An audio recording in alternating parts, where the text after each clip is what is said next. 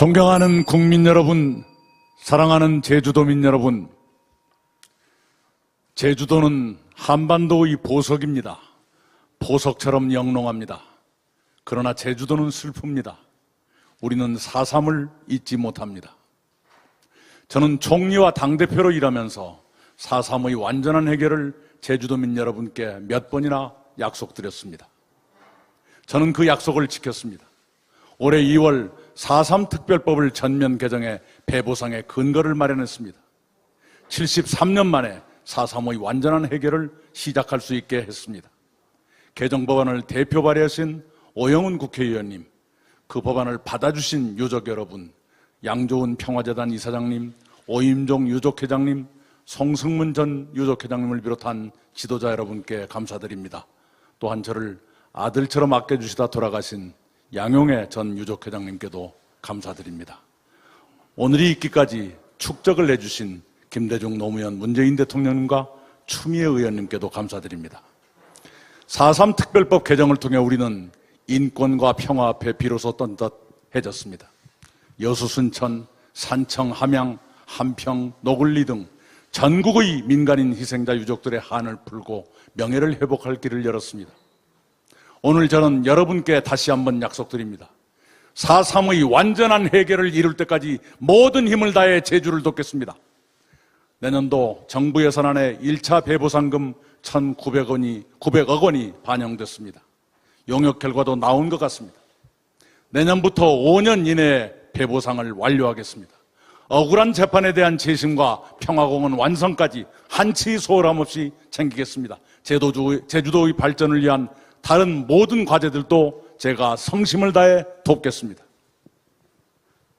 존경하는 국민 여러분, 요즘 우리는 기막힌 사건을 마주하고 있습니다.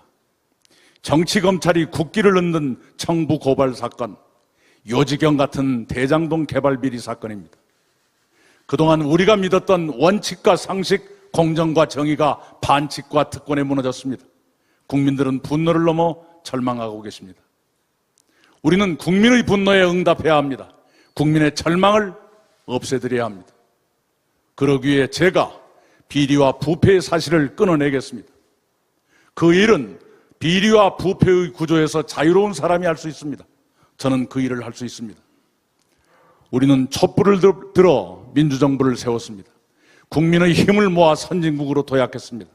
그러나 아직도 곳곳에 적폐가 남아있습니다. 그 적폐가 청부고발과 대장동 비리를 일으켰습니다. 적폐의 뿌리가 그만큼 깊습니다. 그 뿌리를 뽑지 못하면 대한민국은 미래로 나아가지 못합니다. 적폐 동맹의 뿌리를 뽑아야 합니다. 정의와 공정, 원칙과 상식을 다시 세워야 합니다. 그 일을 누가 할 수 있습니까? 비리와 부패로부터 당당한 사람만이 그 일을 할 수 있습니다. 저 이낙연은 당당합니다. 저 이낙연이 그 일을 할 수 있습니다. 그 일을 저에게 맡겨주시기 바랍니다.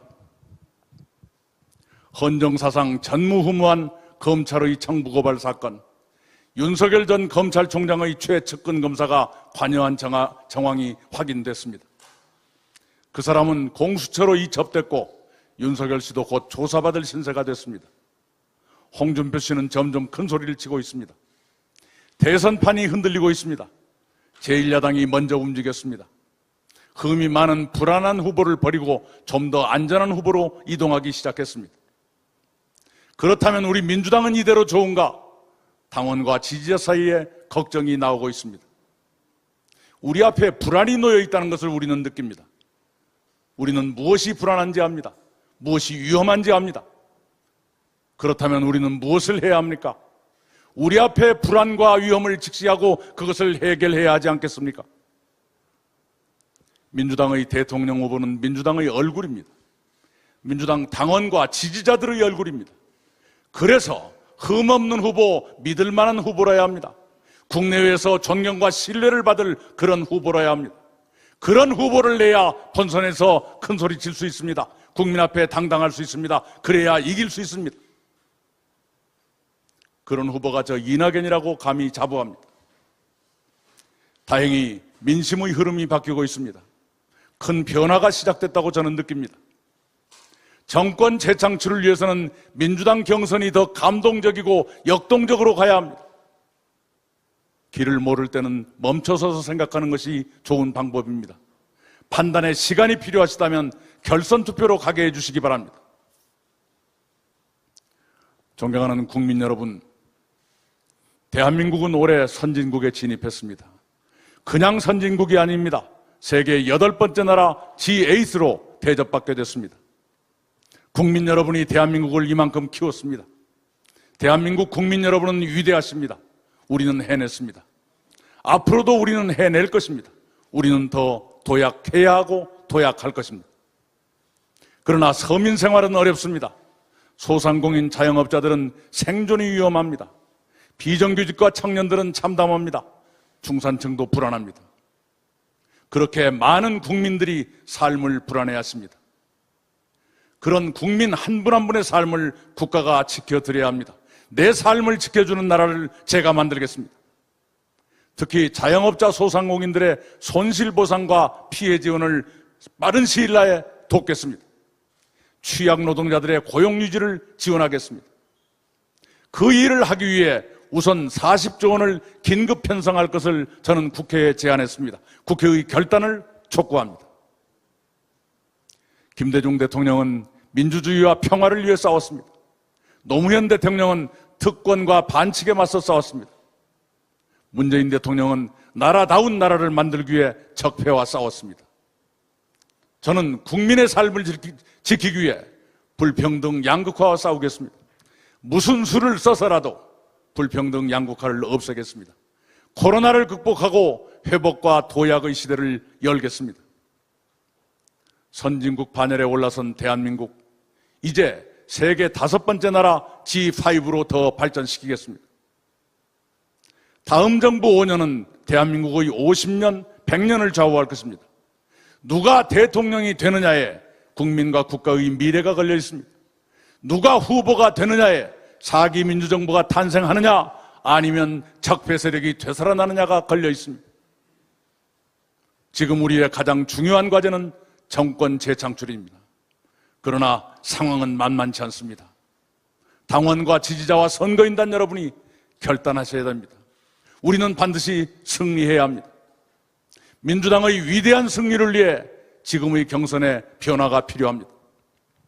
국민의 관심을 끌어올릴 감동의 드라마가 필요합니다. 더 치열하고 더 역동적인 경선이 민주당의 정권 재창출을 만들 수 있습니다. 그런 경선으로 만들어 주십시오. 민주당을 불안에서 벗어나게 해 주십시오. 정권 재창출로 안심하고 갈 수 있게 해 주십시오. 저 이낙연 원칙과 상식, 정의와 공정을 바로 세우겠습니다. 정의로운 정치 반드시 실현하겠습니다. 우리 아이들이 자랑스러울 나라 기필코 만들겠습니다. 저 이낙연이 그 일을 하겠습니다. 저는 그럴 준비를 갖추고 있습니다. 저에게 그 일을 할 기회와 책임을 안겨주시기 바랍니다. 본선에서 이길 후보는 저 이낙연입니다. 저 이낙연에게 그 영광스러운 책임을 여러분께서 맡겨주시기 바랍니다. 신명을 바쳐 반드시 이기겠습니다. 감사합니다.